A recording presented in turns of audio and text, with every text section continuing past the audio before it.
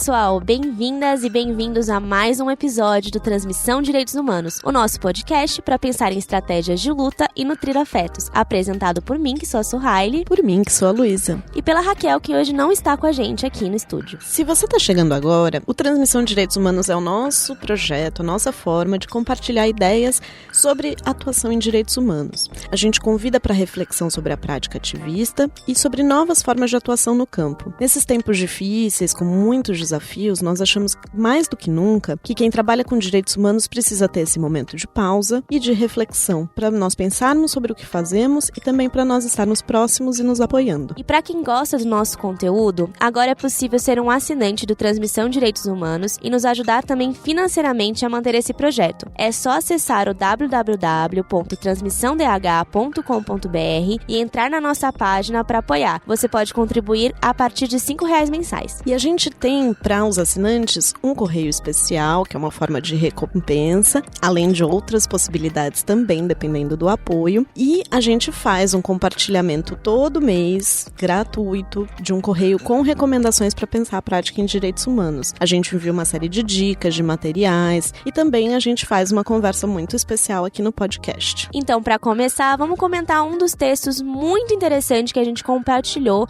em um dos nossos correios. O que vocês acham da gente começar essa conversa, Luísa? Bora lá, Su. E nós escolhemos hoje uma reportagem da Agência Pública sobre a situação de ameaça de defensores de direitos humanos, recomendada no nosso correio número 9. Para quem quiser acessar o texto, é só entrar no nosso site. Todos os nossos correios estão disponíveis por lá também. A proteção dos direitos dos defensores de direitos humanos é um tema muito caro e muito importante para nós, que pensamos a prática da defesa de direitos e pensamos sobre os riscos dessa trajetória, especialmente para quem está na atuação na ponta. Então, para quem não sabe, no Brasil existe o Programa de Proteção aos Defensores de Direitos Humanos, que foi criado em 2004 e que foi vinculado, então, à Secretaria Especial de Direitos Humanos, que existia na época, em resposta à demanda da própria sociedade civil, que já vinha se articulando desde o governo FHC. Por ocasião da morte da defensora Dorothy Stang, no Pará, o processo de implementação do programa foi bastante acelerado. O texto que a gente está recomendando e comentando hoje aqui, ele chama atenção para o fato de que, além de os problemas orçamentários para a implementação desse programa, um dos principais empecilhos para o sucesso dele é a falta de articulação com outras políticas protetivas. Então, os próprios defensores ameaçados alegam muitas vezes que o programa falha em não promover a articulação com outras instituições. Por exemplo, no caso dos conflitos agrários, que são a principal causa de ameaça de morte no Brasil. E Lu,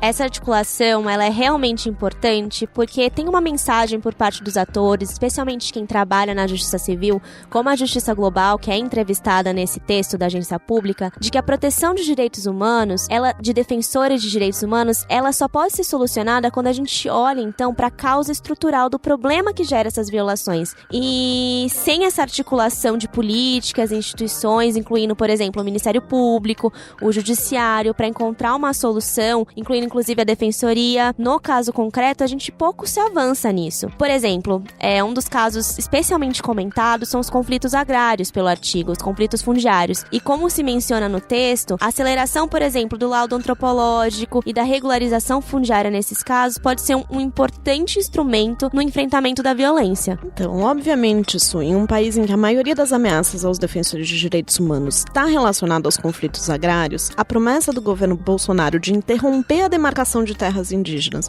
e ser contra a própria reforma agrária agrava a preocupação dos defensores ameaçados e, eventualmente, acirra a sua situação de vulnerabilidade lá na sua atuação na ponta. Um outro gargalo do programa que a gente achou importante chamar a atenção é a necessidade de convênio entre a União e os estados para que ele seja executado na prática. Então, os estados têm um papel fundamental na operacionalização desse programa e eles normalmente contratam uma organização da sociedade civil para implementar na sua região, né?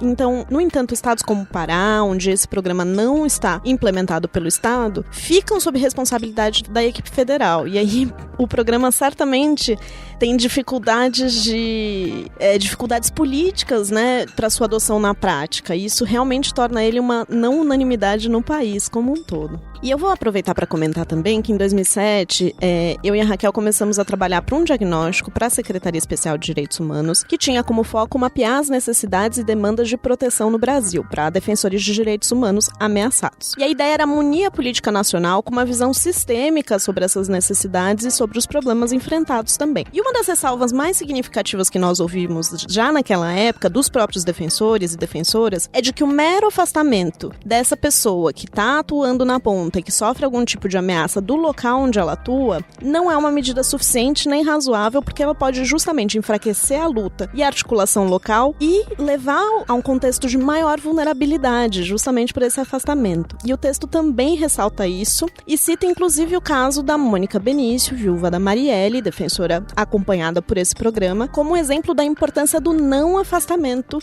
do militante, do defensor, da defensora, da sua atuação. Nesse cenário que a gente vive, e nós discutimos muito isso, comunicação digital e tecnologia, o texto também trabalha com as ameaças que são feitas de forma digital, como as agressões que foram sofridas pela criadora do blog Escreva Lola Escreva, a Lola Aronovitch, e entre outras medidas, o programa também oferece assistência jurídica e psicológica. Esse é um tema que a gente gosta bastante aqui no Transmissão e a gente tem episódios especiais do podcast sobre ele, né? Então é muito interessante ver como o programa também dialoga com essa esfera digital e com os problemas que surgem e que não são menos graves de perseguição e ameaça nessa esfera. E como em outros momentos aqui no programa, pensar numa política de defensores de direitos humanos também exige uma articulação forte com a sociedade civil na gestão tanto de programas estaduais quanto no programa federal. E um ponto muito crítico nessa reportagem da agência pública é indicar que normalmente as sociedades civis não são incluídas nesse programa e falta essa participação, uma vez que a sociedade civil está diretamente relacionada com essas pessoas.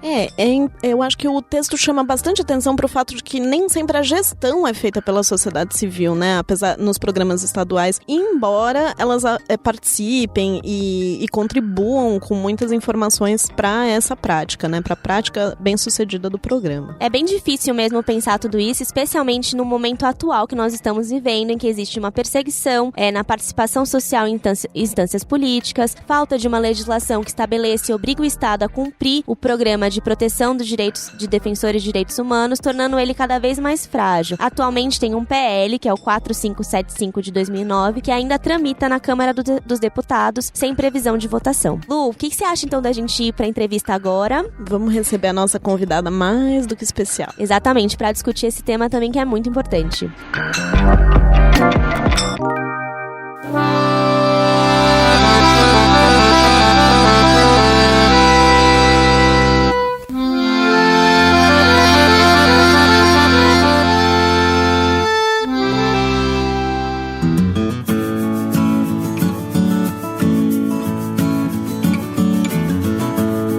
A entrevista de hoje faz parte da nossa série especial dedicada a entender a atuação em direitos humanos na perspectiva das principais carreiras jurídicas. E hoje nós vamos entrevistar a defensora pública da União, Isabel Penido Campos Machado, que também atuou durante agosto de 2016 a agosto de 2018 como defensora pública interamericana e atualmente permanece atuando em alguns casos em andamento perante o Sistema Interamericano de Direitos Humanos. Isabel, seja muito bem-vinda, a gente está muito feliz em ter você aqui. Muito obrigada pelo convite, querida Suhaili, Luísa, a Raquel, que é uma pessoa que eu admiro muito também, que não pôde estar presente hoje conosco. Fico muito feliz com esse convite, acho que é mais uma oportunidade para o nosso debate, que nós já temos travado já há alguns anos, né? Então hoje nós vamos debater um pouquinho sobre a atuação dos defensores e defensoras públicas interamericanas e esse desafio de lidar com as causas relacionadas aos defensores de direitos humanos. Legal, muito bem-vinda. Bom, Isabel, a gente sempre gosta de começar ouvindo um pouquinho sobre a trajetória profissional, né, da pessoa que a gente convida, e a gente quer muito escutar a sua.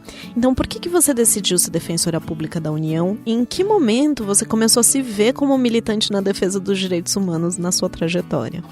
Bem, eu pesquiso na área de direitos humanos desde 2005. Eu me formei na Universidade Federal de Minas Gerais, nós tínhamos um grupo de pesquisa muito animado. Eu tinha uma dificuldade dificuldade muito grande em me enxergar dentro das carreiras públicas tradicionais, tinha uma dificuldade de encontrar o meu cantinho. Então, logo que eu me graduei, eu fui fazer o mestrado, fui pensar um pouco sobre, né, qual o espaço que eu poderia ocupar, e a partir das pesquisas e estudos, eu de repente fui vendo que a Defensoria tinha um grande potencial de atividade de campo, né, de conhecer um pouco o mundo e, enfim, é uma carreira não tão tradicional, apesar de ainda estar inserida dentro do serviço público. E então fiz o concurso e cá estou. Tenho uma admiração muito grande pela atuação da sociedade civil, e na Defensoria eu sempre tentei dialogar e trazer um pouco para a Defensoria, né, essa energia da advocacia popular, das ONGs, enfim, tentar construir uma Defensoria num modelo dialogado, e acho que vocês têm um papel muito grande nisso, né, principalmente na época em que vocês trabalhavam no Instituto Terra, Trabalho e Cidadania, e nós desenvolvemos alguns projetos em parceria. E em agosto de 2016 eu fui nomeada para essa função de Defensora Pública Interamericana, né, o Brasil tem sempre aponta 2 nomes, então eu passei a atuar junto com a minha querida colega defensora do estado do Acre, a Rivana Ricarte, e nós estamos agora, na verdade esse podcast é uma despedida do meu mandato, ele acabou de acabar agora em agosto de 2019, mas ele se prorroga em relação aos casos que eu já estou nomeado, né, eu só não recebo novos casos. Então encerro o mandato com 2 sentenças de impacto, uma no caso Vila Senhor versus Guatemala e outra num caso do Peru, Moelle Flores, que foi a primeira vez que a Corte reconheceu uma violação à Previdência Social enquanto um direito social. Então a gente segue aí na militância dos DESCAS, né, dos direitos sociais, econômicos e culturais. A gente vai querer ouvir um pouquinho sobre isso, então acho que eu já vou antecipar essa pergunta, porque o caso Moelle Flores, ele é um caso de grande impacto, porque ele reconhece então a Seguridade Social como um direito autônomo e olha especialmente para os impactos da Previdência Social nos direitos das pessoas idosas. Por essa razão a gente queria te perguntar como foi atuar nesse caso, como foi pensar estrategicamente, levar essa discussão para a Corte, especialmente como essa decisão é importante no momento que nós vivemos hoje de discussão de retrocesso em direitos trabalhistas. Como a gente consegue trazer essa discussão, então, para formular argumentos jurídicos internamente aqui no Brasil nesse tema? A sua pergunta, Suhaili, ela se conecta inclusive com a pergunta anterior da Luísa. A atuação no caso Moelle Flores, ela não começa com a minha atuação como defensora pública e nem propriamente com a minha nomeação para a DPI. Na verdade, tem todo um contexto anterior. Quando eu tinha me formado, eu fui contratada por uma ONG para atuar num caso previdenciário.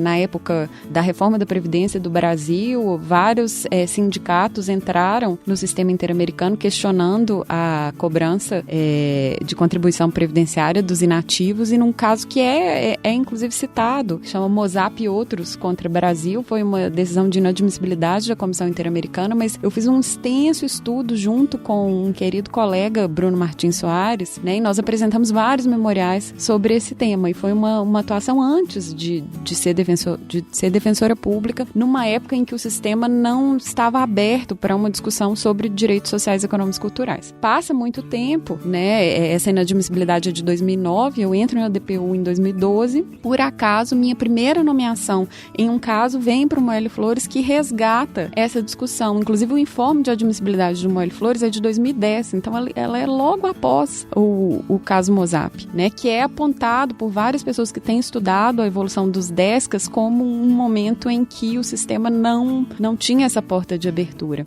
Mas passa o caso Moelle Flores, e quando eu sou nomeada em 2017, nós resgatamos essa discussão. Sempre a equipe de DPIs é sempre 2 titulares e 1 na suplência, né? Então, junto com a René Marinho, que é uma defensora do Uruguai, nós vamos ao Peru conversar com o Moelle Flores, nós resgatamos todas as petições que ele fez ao longo de 30 anos, é um caso que se inicia, a violação é de 1990 e a primeira petição que ele manda à comissão é de 94, então são 30 anos de acervo documental e de litigância, né? E era um senhor, ainda, né? Muito empoderado e que questionou bastante, mas quando o caso chega à corte, há necessidade de uma litigância, né? Há questões processuais para fazer um reforço à pretensão dele, que sempre foi muito bem tratado e muito bem esclarecido. E aí é nesse papel que entra a atuação das DPIs. A comissão não remeteu o caso à corte com uma violação de direito social, né? Porque dentro da comissão, num determinado momento, eles desistiram de trabalhar o acesso à previdência na a chave do artigo 26 como se fosse um direito social. Eles optaram por tentar uma violação indireta nas garantias processuais e essa foi a linha que a comissão adotou. Então, como DPIs, a gente teve esse papel de resgatar a luta do Moelle Flores, porque ele sempre pediu a violação do direito à previdência enquanto um direito social de um trabalhador, né, no momento em que ele se aposenta, e nós pedimos que a corte fizesse esse giro, já seguindo uma abertura que a corte vinha dando dentro de um caso anterior do Peru, né, e um caso anterior do Chile, e então, pela primeira vez, a corte reconhece a violação do direito à previdência social como um direito social. Já tinha reconhecido no Lagos del Campo direito ao trabalho e no caso Poblete Vilches, que é uma atuação brilhante da Rivana e da Silvia Martínez, também DPIs, o direito à saúde e do prévio consentimento informado para intervenções de saúde, né? Então essa vem uma série de casos sobre direitos sociais e o Moelle Flores ele se insere nessa linha. Então tem um simbolismo muito grande porque ele não representa só um caso que eu cheguei em 2017. Tinha toda uma militância anterior e uma dificuldade de romper essa barreira, por exemplo, no caso Mozap, que é um caso de inadmissibilidade, né? E aí a gente vai acompanhando essas aberturas e essas portas fechadas do sistema interamericano, né? E isso é uma grande vitória, especialmente num momento como o nosso, em que a América Latina passa a adotar medidas de austeridade, não é só o Peru e também não é só o Brasil, né? E aí nós pautamos alguns parâmetros interamericanos para contribuir para esse debate, que demanda uma militância de base também, né? Não é só esses parâmetros que são estabelecidos pela Corte, agora o nosso papel é nos apoderarmos deles e incrementarmos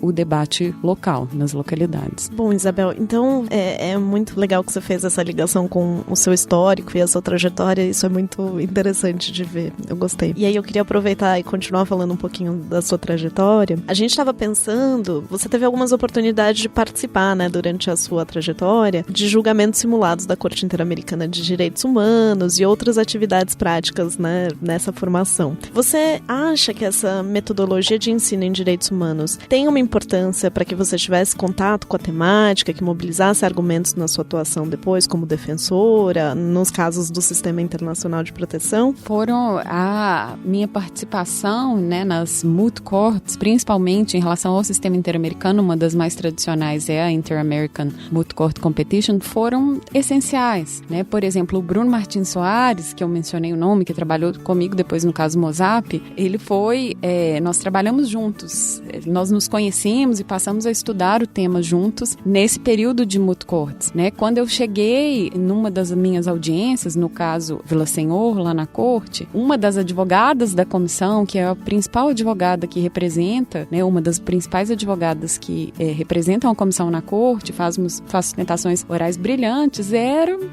nós nos conhecíamos na época a Silvia Guzmão, né? Nós nos conhecemos na época da Inter-American.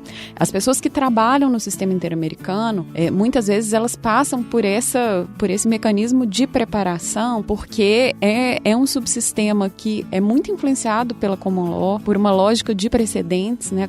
A Convenção Americana é extremamente genérica, protege o direito à vida, protege o direito à liberdade de expressão, mas o que dá densidade na proteção dos direitos humanos são esses parâmetros interpretativos que um órgão internacional independente e imparcial estabelecem para a interpretação, né? Qual que é esse conteúdo da Convenção Americana. Isso se dá um pouco por uma lógica que é parecida, com muita influência de um sistema de precedentes, né? Então essa metodologia, que é muito comum nos países de tradição anglo-saxã, ainda é pouco explorado no Brasil.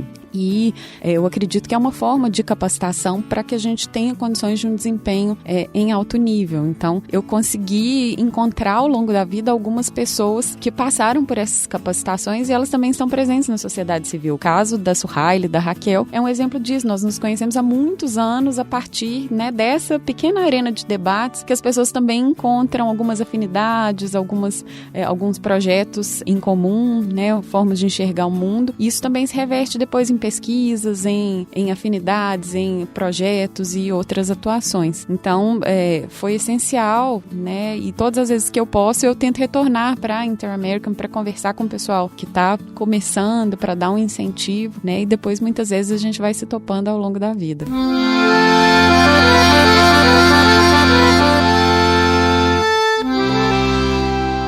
É muito interessante te ouvir falar, porque eu acho que pensar também o ensino jurídico é pensar essa formação de defensores e defensoras de direitos humanos no campo, né, das carreiras jurídicas, nessa atuação como defensora pública, por exemplo. E tem muita gente que escuta transmissão hoje que também está, de alguma forma, estudando para concursos públicos. E, nesse sentido, uma questão importante para a gente é pensar qual é o espaço para atuar na defesa de direitos humanos nas carreiras jurídicas. A gente sabe que na defensoria tem um volume muito grande de processos, que tem uma necessidade de estabelecer certas rotinas e que às vezes a gente tem uma cobrança por resultados e acaba que a gente entra nessa burocracia. E na posição de defensora, que tem como uma função institucional a assistência jurídica gratuita de massa e a operacionalização do sistema de justiça, como é possível ser uma defensora de direitos humanos como você, que está atuando na prática nos seus casos, que atua também perante o sistema interamericano? Quais os desafios e quais as possibilidades de fazer isso dentro da carreira? Eu tenho até uma história bem interessante, assim, de um processo psicológico pessoal que eu passei, né? Logo que eu me formei, como eu disse, eu fiz mestrado e depois eu voltei para estudar e entrei na defensoria em 2012. A DP1 é uma carreira com capilaridade nacional, né? A sede da defensoria em todas as capitais e em algumas cidades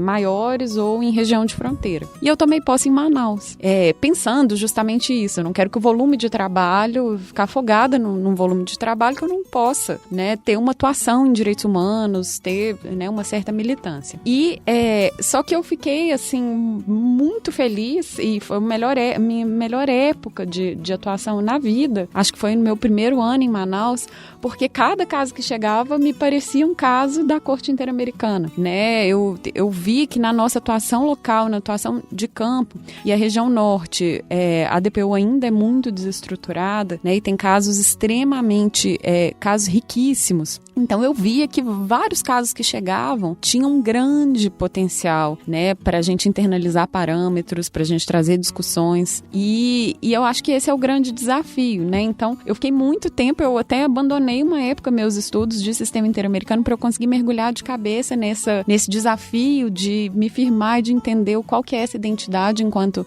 defensora pública.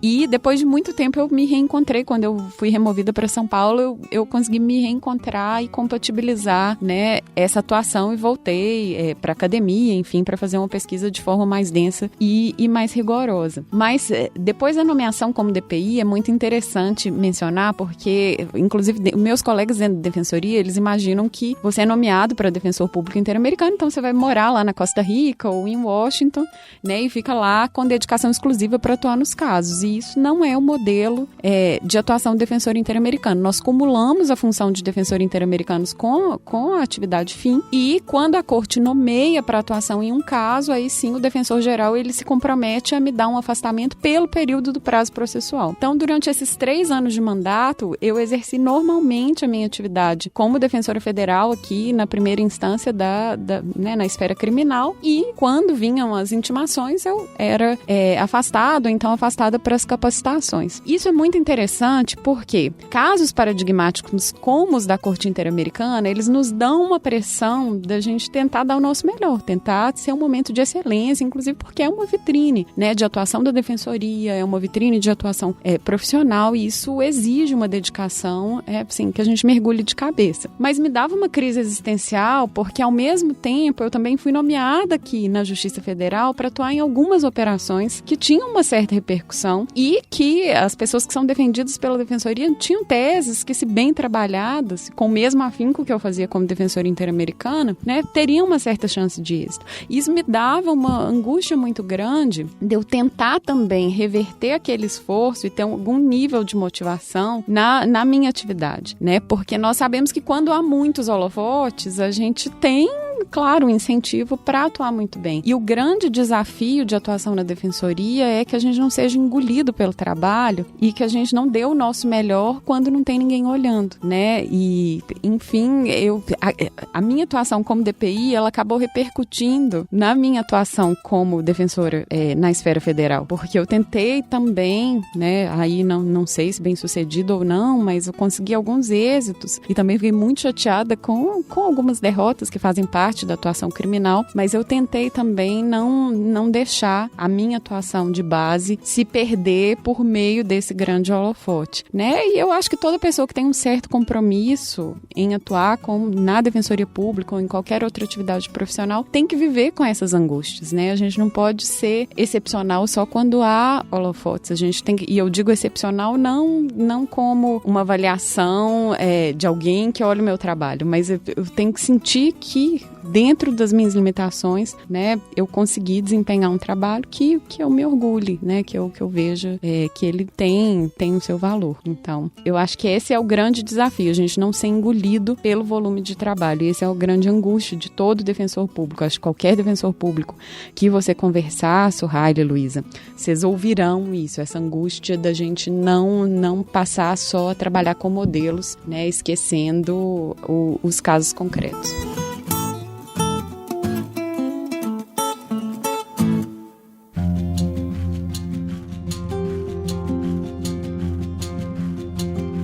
Isabel, muito legal te ouvir nisso. Eu fiquei pensando aqui na nossa conversa que talvez nossos ouvintes, eles não saibam muito bem o que a Defensoria Pública da Interamericana faz e como que ela foi instituída. Você podia contar só um pouquinho pra gente brevemente? Acho que você já falou um pouco sobre isso, como é realizar esse trabalho dentro de uma instituição também interna, mas talvez seria legal só dizer qual que é esse papel, então, perante o sistema interamericano da Defensoria Pública Interamericana. Sim, é uma pergunta bem importante, Suhaile. Até 2009, aliás, não até 2009, mas até um determinado momento no regulamento da Corte, a Comissão Interamericana fazia a etapa preliminar de admissibilidade e depois a comissão atuava em defesa da parte na etapa do caso perante a Corte. Isso começou a ser muito questionado sobre a representação adequada da comissão em relação à parte, porque a parte ela queria ter a sua voz perante os juízes do sistema interamericano, eles queriam fazer os próprios requerimentos de reparações, queriam explicar em que medida, né, eles sentiram as violações e muitas vezes havia uma diferença na interpretação entre o que se pedia e o que a comissão trasladava no procedimento perante a Corte. E então a comissão ela passou a ocupar um lugar como defensora do interesse público interamericano e ter um espaço para se manifestar, mas abriu-se um canal para que as vítimas atuassem como peticionários, né, e depois que a comissão submetiu o caso à Corte, as vítimas poderiam apresentar algumas peças, alguns memoriais. E então a representação das vítimas primordialmente passou a ser acompanhada pelas ONGs que são especializadas no sistema, da ONGs com um trabalho riquíssimo, a Justiça Global que vocês mencionaram, o CEGIL, que atua em casos históricos do Brasil, né, o caso Herzog, caso Fazenda Brasil Verde sobre trabalho escravo, enfim, e as ONGs passaram a ocupar esse espaço e alguns casos também que a vítima contratava um advogado. Mas o sistema ele começou a ter um problema daqueles casos das pessoas que peticionavam de próprio punho e mandavam um caso para a comissão, isso é permitido pela Convenção Americana. A comissão considerava esses casos admissíveis, depois estudava, né, o mérito das violações, entendia que aquele caso merecia chegar na Corte, mas quando os casos chegavam à Corte, nós tínhamos aqui um caso de uma suposta vítima, né, litigando contra um Estado, com toda uma equipe jurídica para bombardear dentro de um debate perante um tribunal internacional e não tinha nenhuma representação jurídica, técnica dessas vítimas. É por isso que em 2009 o regulamento da Corte cria essa figura, olhando um pouco para como que os estados da América Latina resolviam essa situação, né, de ausência de defesa jurídica, viu que vários estados da América Latina tinham órgãos de defensoria pública, né, que faziam essa atuação. Então fazem um convênio, criam essa função de defensor público interamericano no regulamento da Corte. Na sequência fazem um convênio com a Associação Latino-Americana de Defensorias Públicas, a IDEF, que tem inclusive um site que explica um pouco essa história, e aí nós passamos a ter esse modelo de defensores públicos interamericanos, que são uma lista de defensores que a IDEF faz a cada 3 anos, né?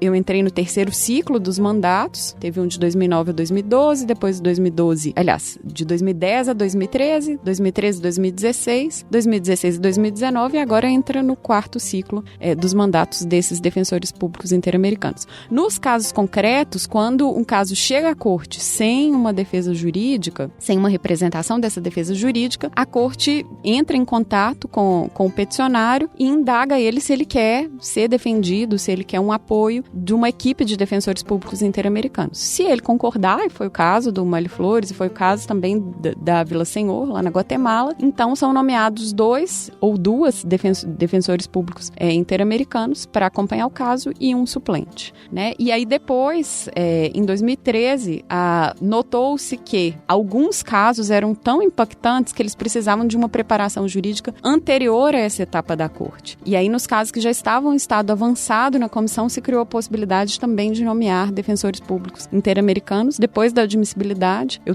sou nomeada em 2 casos na comissão, justamente para fazer um trabalho de preparação para ele chegar um pouco mais redondo na corte. Então, hoje nós atuamos na comissão, nesses casos mais avançados, e perante a corte, né? Mas existe uma atuação das defensorias públicas de fazer um litígio estratégico desde o começo, né? E isso não entra na atuação dos defensores públicos interamericanos. Aí as próprias Defensoria do Rio tem feito um trabalho muito bacana nesse sentido, a Defensoria do Rio Grande do Sul, a própria DPU, depois de esgotados todas as nossas possibilidades internas, de remetermos casos para o sistema interamericano. E isso, pela nossa Lei Complementar 80, qualquer defensor público pode fazer. Então, a atuação no sistema interamericano e em direito internacional dos direitos humanos não é limitada aos defensores interamericanos. Nós somos só mais uma possibilidade de tentar garantir o acesso à justiça na esfera internacional. Então, falando já um pouco sobre estratégias, quais são as suas principais dificuldades e as estratégias que você usa para construir um caso perante o sistema internacional de direitos humanos?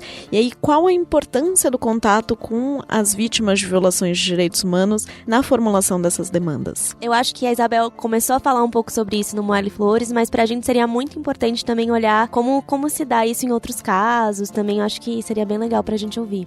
A defensoria, nós temos um modelo tradicional de que um caso chega à defensoria, que é quando nós somos procurados por uma determinada vítima ou um grupo de pessoas que entende que há um direito violado e pede para que a defensoria dê uma assistência jurídica justamente para decodificar todas as pretensões e toda essa luta dentro de uma petição e dentro de um pleito perante o sistema internacional. Nós ainda temos muita dificuldade de atuação perante o sistema ONU, principalmente pela barreira linguística, porque no sistema ONU, nos mecanismos do sistema ONU, não se aceitam petições em português, tem que ser nas línguas oficiais da ONU, e uma dificuldade que se tem não é só falar, né, ou espanhol ou inglês, mas traduzir, porque todos esses mecanismos exigem o esgotamento dos recursos internos. Então, você tem que provar que você tentou ajuizar, judicializar internamente, e isso gera um acervo documental que precisa ser traduzido. Então, essa operacionalização de tradução de processos muito longos, né, e que demoram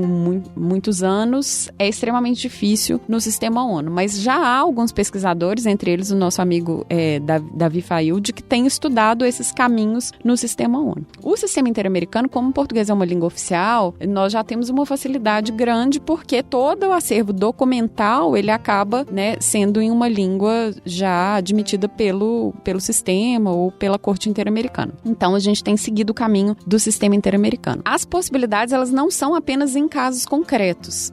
Nós temos tentado também pautar alguns temas imediatos. Por exemplo, quando houve a situação de Brumadinho, né, houve uma articulação com a sociedade civil para pautar em audiências públicas e para fazer exigências do Estado com uma questão mais imediata do que um processo judicial interamericano que exige um esgotamento dos recursos internos e depois também que demora muito tempo. Então, a gente tem tentado conciliar as ferramentas jurídicas de acionamento do sistema também com os mecanismos mais processuais, propriamente ditos, que é esse sistema de casos concretos. Se há uma violação potencial à convenção, né, nós tentamos primeiro esgotar todas as vias internas, judicializar a questão, tentar um acordo extrajudicial, e depois que o caso está já num nível de maturidade e se ele for representativo de, né, outras violações em território nacional, nós o preparamos para submeter à corte.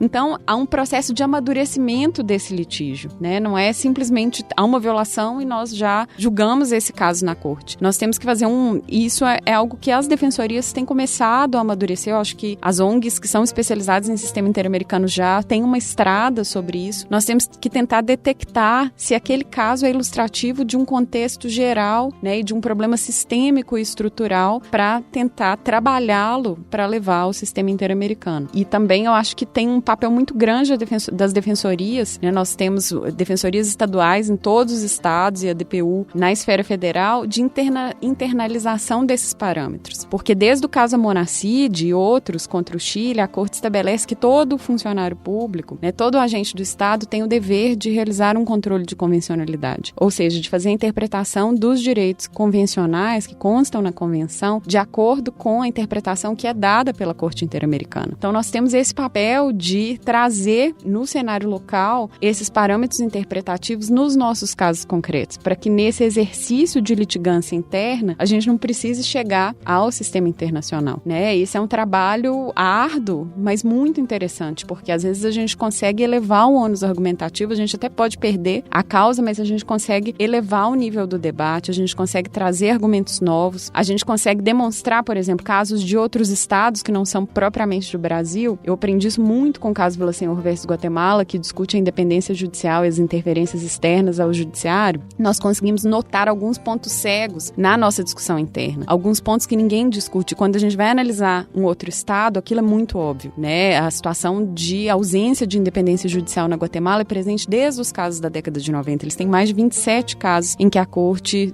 reconhece que não há, que há um problema sério de independência judicial. E a partir da revisão desses casos, em alguns pontos eu falei, mas isso também há algo parecido no Brasil que não tinha me incomodado, porque eu achava que era um problema mais conjuntural, eu achava que era um problema mais, assim, daquele juiz ou daquele tribunal, né, uma discussão mais local, e talvez ela tenha uma dimensão estrutural e ela esteja presente de uma forma ou de outra em vários locais da América Latina. Então, esse processo de estudar os parâmetros, ele nos permite talvez ver os nossos pontos cegos, ver aquelas coisas que a gente às vezes tem uma sensação que está errado, não é exatamente assim, mas é como a vida funciona, é como a vida segue, e na verdade existe uma discussão jurídica que precisa de ser travada e observada, né? A discussão de audiência de custódia, por exemplo, quando ela surgiu, e ela foi surgindo, né, por vários militantes que começaram a questionar, nossa, como com tantos anos de Convenção Americana, o Brasil, né, a pessoa é presa e ela não é levada imediatamente à presença do juiz, ela é representativa desse ponto cego, né? As pessoas se incomodavam, mas não conseguiam localizar, assim, uma demanda jurídica concreta para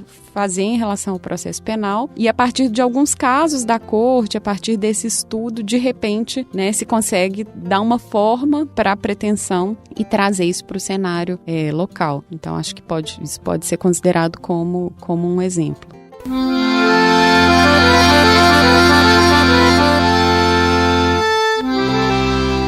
É muito interessante como olhar para o sistema interamericano e para os parâmetros construídos possibilita oxigenar um pouco a atuação dos defensores de direitos humanos e olhar para novos campos de atuação em garantia de direitos. Eu acho que isso fica muito claro na sua fala e que é muito interessante. Eu queria retomar uma coisa que você falou do caso Moelle Flores, que eu acho que é interessante para a gente pensar, uma discussão que a gente tem aqui no Transmissão de Direitos Humanos, que é como considerar também o caso individual, a pessoa quando a gente está lidando com litígios estratégicos e as suas demandas. A gente sempre discute um texto que a gente gosta muito, que é um texto da Bukowska, que nós discutimos no nosso primeiro podcast, sobre como muitas vezes as organizações de direitos humanos, na produção de litígios estratégicos, elas desconsideram, né, esse lugar que a pessoa tem na construção da demanda jurídica. E você disse que para o senhor Moelle Flores, o caso dele sempre foi um caso de direito previdenciário, mas que isso em determinado momento foi abandonado, e que você teve o contato com ele e de alguma forma na defesa conseguiu resgatar isso. Então a gente queria entender como que é ter esse contato com a pessoa que está demandando direitos para construir demanda e como isso importa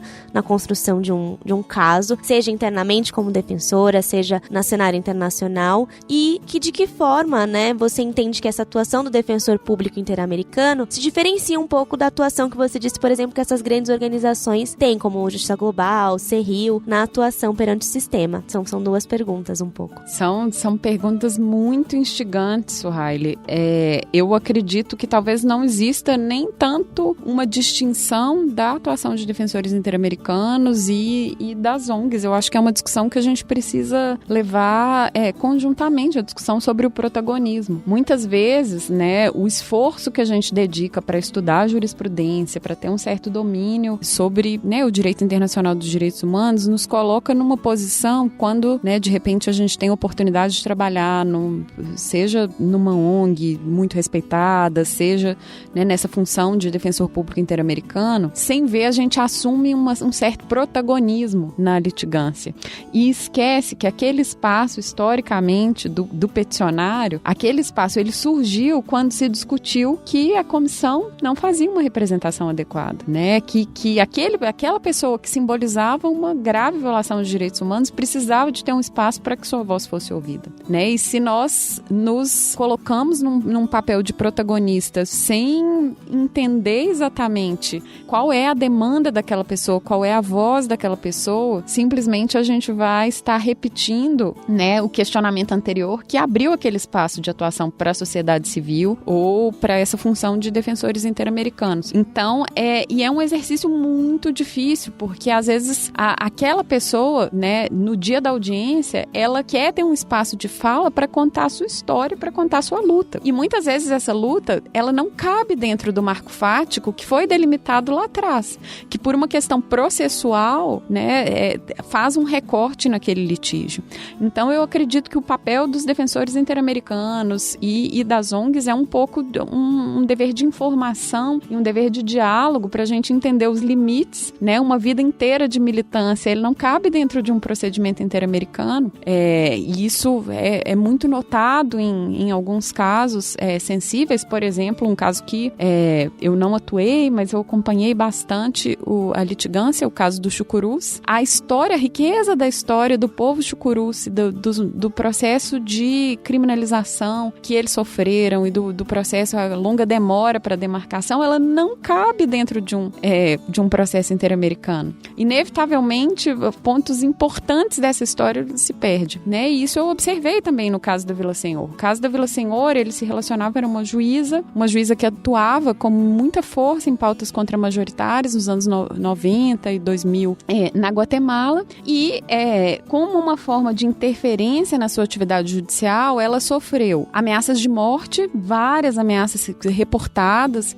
dentro do procedimento. Ela sofreu 2 grandes processos de linchamento público, né, com publicação do que na época não se chamava de fake news, hoje seria o que a gente observa com fake news. E ela sofreu um processo de destituição extremamente arbitrário no final da carreira dela judicial, sem as garantias do devido processo. E essas 3 formas de interferência na atividade judicial não ficaram abarcadas no marco fático. O marco fático queria desenvolver a jurisprudência em relação às ameaças contra operadores de justiça e, dentre eles, ameaças contra juízes, né, que é um grande problema observado na América Latina. Então, o interesse, quando se enviou esse caso à corte, o caso dela era muito ilustrativo desses processos severos de ameaça contra juízes. Mas, na perspectiva da Vila Senhor, e ela é muito forte, vale a pena assistir a fala dela na audiência, esses processos de linchamento e a destituição arbitrária, eles fazem parte da interferência que ela sofreu. Se você tira esses 2 contextos fáticos das ameaças de morte que ela sofreu, você, de certa forma, esvazia o caso, né? E a corte determinou, sim, a violação em relação às ameaças, mas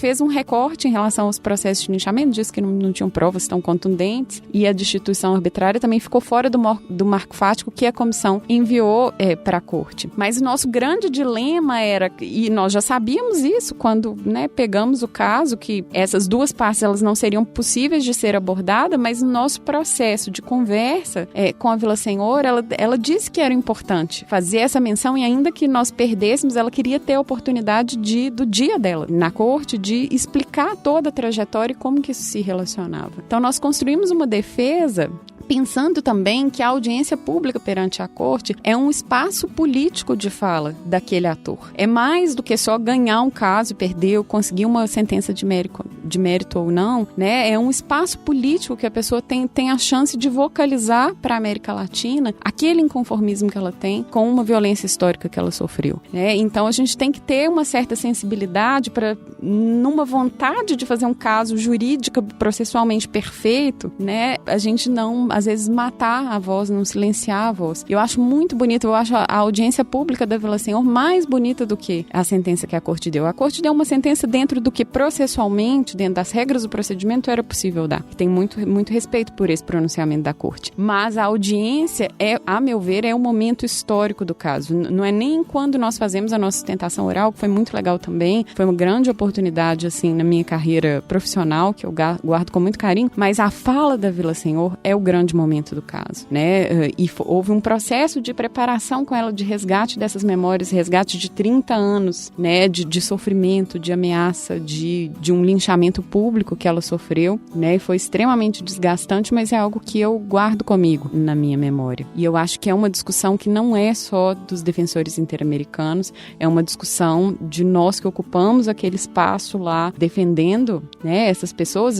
Nós usamos a expressão que a Corte usa de vítimas, né, mas são pessoas extremamente empoderadas e que sobreviveram, no caso da Villasenhor e do Moelle Flores, por 30 anos. Sobreviveram e mantiveram o inconformismo deles até que eles tivessem a oportunidade de chegar até a Corte Interamericana, né? Então, eles são os protagonistas e eu tenho, assim, muito orgulho e uma emoção enorme de estar ao lado deles, tentando dar a ajuda que, dentro das minhas limitações, eu tive condições de dar junto com meus parceiros, né? A Juana Maria, que é a defensora na Villasenhor, ela é defensora da República Dominicana, DPI, e a René Marinho Alvarez, defensora uruguaia, que foi a minha dupla, né? É um trabalho muito de equipe também. O protagonismo, nós temos que ter esse entendimento que não é alguém que é um defensor iluminado, que vai lá e faz uma sustentação oral, né? Nós trabalhamos muito conjuntamente e com a pessoa afetada para tentar dar um conteúdo do caso. Isabel, é lindo ouvir você falar dessa forma, enfim, tanto sobre a audiência, o protagonismo dessas pessoas, né, no processo como algo histórico, né, trazendo a importância histórica do caso, mas eu acho que isso dialoga com coisas que a gente sempre tenta trazer também no podcast. Eu não consigo, e no Correio também, né, eu não consigo deixar de mencionar, quer dizer, esse trabalho de direitos humanos que não é só um trabalho de excelência técnica, mas é principalmente um trabalho de relacionamento com as pessoas que estão na ponta, de valorização do sofrimento, do processo, da luta. Enfim, esse é um tema muito caro pra gente. Obrigada por trazer isso. Sim, especialmente por trazer a importância de reconhecimento da agenda de quem milita por direitos humanos, dessa agência dessas pessoas, que é muitas vezes desconsideradas por uma leitura simples de vítima. Eu acho que você fala isso muito bem quando você cita o caso da Villasenhor, né, de mostrar essa agência das pessoas que estão na ponta lutando por direitos. Isso é muito bonito, eu acho. Eu queria só fazer uma pergunta, já que a gente tratou da Villasenhor, que é uma defensora de direitos humanos, que você escreveu um artigo, Isabel, muito interessante sobre como o Brasil poderia usar os parâmetros interamericanos para incorporar e implementar essa política de proteção dos defensores de direitos humanos. E a gente discutiu isso na primeira parte do programa. Eu acho que você é uma defensora de direitos humanos também. E eu queria ouvir um pouquinho, então, de você, se você puder falar pra gente, como a gente implementa, então, internamente, para aprimorar mesmo essa política, tendo em vista que esse é um tema caro para transmissão de direitos humanos, falar sobre proteção de defensores. Bem, Sohaile, sua pergunta é super interessante, inclusive ela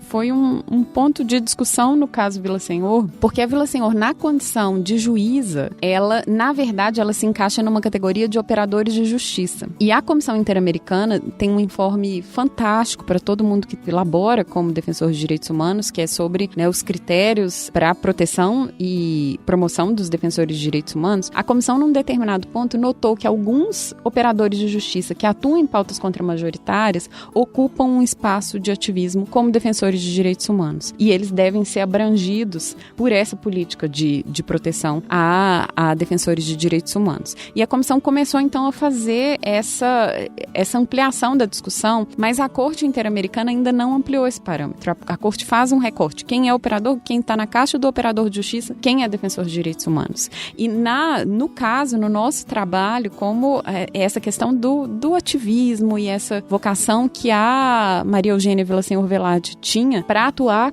em pautas contramajoritárias, quando ela bancava, né, algumas discussões e bancava a aplicação da Convenção Americana nos anos 90 e depois entre 2000 e 2010, né, nós optamos por tratá-la dentro da chave de defensores de direitos Direitos Humanos, nesse ponto a Corte não avançou o parâmetro. Mas como eu disse a vocês, eu atuei lá atrás no caso Mozap, em que nós não conseguimos esse avanço, mas esses avanços, eles são incrementais, eles são aos pouquinhos, né? A gente vai lançando as sementes, e quando sai uma sentença lá na frente com o novo parâmetro, a gente tem que lembrar, e eu lembro, sou muito grata, por exemplo, no caso do Maile Flores, aos 5 pensionistas lá de 2005, que não conseguiram avançar, porque eles lançaram a semente para que lá na frente um caso viesse fazer esse giro. E eu acho que o caso da Vila Senhor, ele nos chama a atenção para essa ruptura da barreira de operadores de justiça e defensores de direitos humanos. Não que todo operador de justiça seja um defensor de direitos humanos, mas a atuação em pautas contra-majoritárias coloca aquele determinado agente, que é ativista e que vocaliza uma causa, às vezes numa situação de desproteção e de criminalização do seu ativismo, que nos aproxima dessa lógica. E foi justamente porque eu fiquei martelando isso na minha cabeça, junto com a Juana Maria e junto com a própria Vila Senhor, que quando eu terminei de fazer o caso, terminei os nossos memoriais, eu resolvi estudar o programa de proteção do Brasil, que estava num momento de desmonte, né? Então eu peguei todos os parâmetros interamericanos que eu tinha estudado muito a fundo para o caso da Vila Senhor, os parâmetros da comissão, e tentei olhar, fazer um desenho da nossa política, isso dentro de uma proposta da professora Maria Paula Dalaribuc, que ela propõe um quadro de referência, que você cria o esqueleto da política, e aí eu notei vários problemas na nossa política, né? Eu estudei até o governo Temer II, ele foi enviado para publicação numa publicação que foi lançada pelo Ministério Público Federal, antes do início do governo Bolsonaro. Hoje o desmonte é ainda maior, né? Mas tentando trazer uma contribuição para toda essa agenda de proteção de defensores de direitos humanos que foi mobilizada pelo caso horrível e que causou assim, uma ruptura para todos nós, que foi o homicídio da Marielle, até hoje não resolvido, né? Eu acho que essa foi a contribuição que eu consegui dar em termos de tentar dissecar e trazer alguns elementos para essa análise da política, né, tal como ela estava até o final do governo Temer II. Isso nos dá vários aportes para a gente entender assim, onde nós devemos atacar, né, para quando nós tivermos uma janela para melhoria e para o fortalecimento dessa política de promoção e proteção, tentando diminuir os dados estatísticos que são alarmantes, são esses que vocês mencionaram, né, nesse texto super interessante do início aqui da nossa conversa. Nós precisamos ficar alerta e nós precisamos de ter elementos, inclusive técnicos, para discutir uma política real, né, e não apenas ilusória. A nossa política, ela tem aspectos interessantes, ela tinha muitas fragilidades, mas ela tinha aspectos interessantes, e o ideal fosse que ela conseguisse se incrementar, né, e não ser desmontada. Inclusive porque muitos conflitos, eles podem ser resolvidos com a proteção daqueles ativistas, porque aí a voz desses ativistas é ouvida, né, e nós conseguimos a solução de vários desses conflitos sem a necessidade desse índice de letalidade e também com uma ideia de segurança, né, nas localidades, principalmente em relação aos conflitos agrários, conflitos indígenas. Nós não estamos com uma boa perspectiva.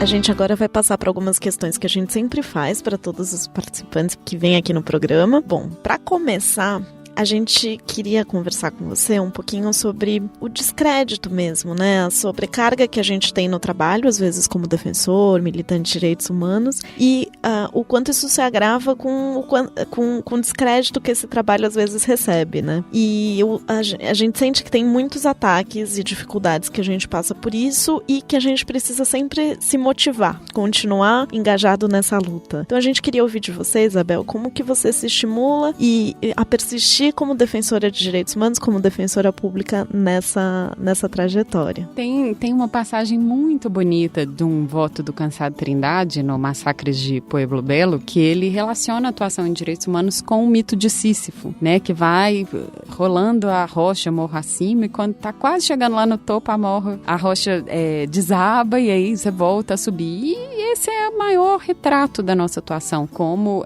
defensores de direitos humanos, é um retrato também, em certa medida, da atuação na Defensoria Pública, né? É claro que há momentos de um pouco de desânimo, e o cenário atual é ilustrativo disso, mas eu acredito que o grande alimento que nós temos é primeiro ter um contato com aquela pessoa que se sente vítima de uma injustiça. Eu acho que isso dá um combustível muito grande para quem, né, se propõe a atuar em defesa daquela pessoa. Uma segunda questão é a importância do fortalecimento da pesquisa e da academia. Eu acredito, eu encontro com todos vocês, nós encontramos em vários espaços acadêmicos, e eu acho que isso é essencial para a gente ir se reciclando, para a gente ir notando os nossos pontos, ir nos fortalecendo, os nossos pontos de fragilidade, para a gente conseguir dividir em alto nível, não ser só uma mera opinião ou uma mera sensação, mas a gente conseguir buscar, né, uma maior profundidade. E quando eu digo academia, eu não digo apenas os espaços formais, eu acho que eles são essenciais, a pesquisa hoje está sendo atacada, né? Vários de nós sobrevivemos e conseguimos ter uma certa condição de atuar na área em razão de termos recebido bolsa. Eu fui bolsista da Fundação de Amparo em Minas durante a graduação, depois eu recebi uma bolsa para fazer o meu mestrado, né? Então, a nossa formação não seria possível se nós não recebêssemos as bolsas, e eu acho que esse é um ponto que nós precisamos lutar para que a academia sobreviva. Mas também os espaços informais de diálogo, e eu já encontrei com vocês em vários deles, eles são essenciais, né? Espaços de conversa, espaços de escuta, com pessoas que são afetadas, com a militância, né? Nós descobrimos também que às vezes nós temos vários pontos que a gente nunca tinha conseguido ampliar os horizontes. Então eu acho que a ideia de se reciclar e de nunca se achar pronto, né? De sempre achar que a gente está muito no começo, e eu tenho essa sensação um pouco, são as questões, e também de tirar um tempo de autocuidado, um tempo de descanso, eu acho que isso é essencial para a gente ter força para seguir. Esses casos, eles têm uma densidade, da Vila Senhor e o Mole Flores tem uma densidade que a gente leva para casa, né? Não tem como, e vários casos da Defensoria também, né? A gente faz audiências pesadas, etc, e a gente carrega isso, e eu acho que tem que ter um momento de afastamento, um momento de cuidado. Eu já ouvi alguns podcasts, que eu adoro o podcast de vocês, Transmissão de Direitos Humanos, e eu já vi que algumas convidadas e vocês mesmos já observaram isso. Isso me ajudou um pouco, assim, de tentar tirar um tempo também, até pra gente ter essa espécie de ócio criativo. Eu nunca consigo ficar num ócio total, mas de esvaziamento do cérebro pra gente conseguir reenergizar e seguir em frente. Ótimo, então aproveita e conta pra gente, na toada dos outros participantes também, como que você faz pra se cuidar? Bem, eu tento ter um espaço pra minha vida pessoal, sempre volto pras montanhas. Como vocês podem ver pelo meu sotaque, eu sou de Minas, né? Nas palavras Guimarães Rosa, Minas Patriazinha. Então eu sempre tento voltar para casa, voltar pro meu cantinho, e essa é uma forma, eu acho, de autocuidado, de autoproteção, né? Tento um pouco ter uma vida ativa, tenho tentado isso no sentido de praticar um esporte, etc. Essa parte eu preciso melhorar um pouco, mas basicamente, como boa canceriana, meu espacinho de voltar um pouco para casa, voltar para as minhas raízes e ter um tempo para minha vida pessoal, né? Às vezes fazer uma viagem, ler um bom livro.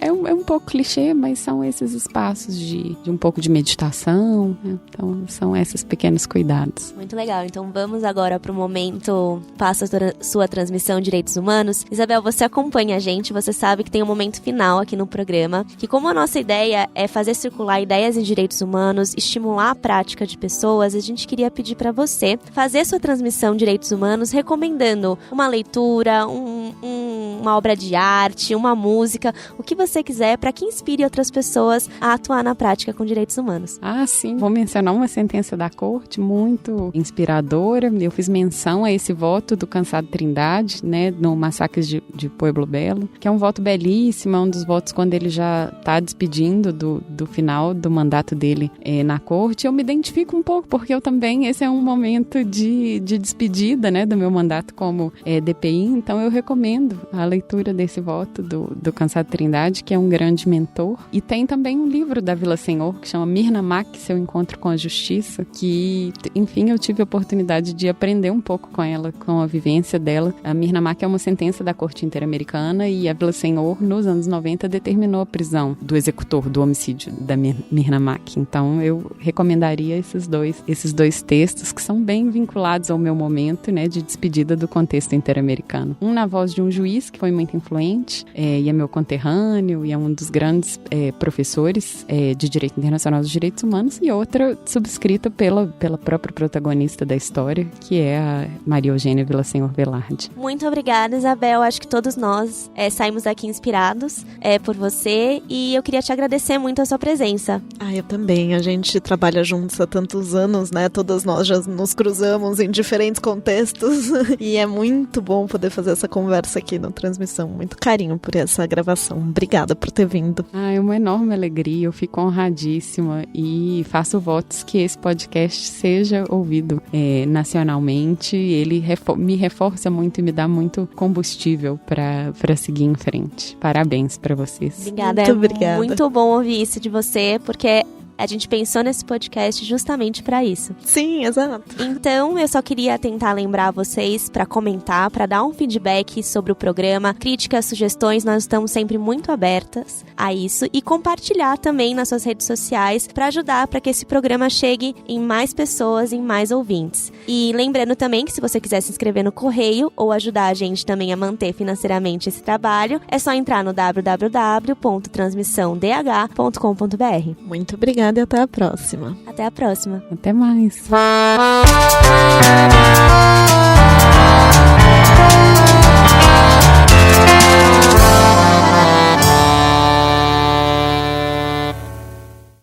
Esse podcast foi editado por Nativa Multimídia, dando alma ao seu podcast.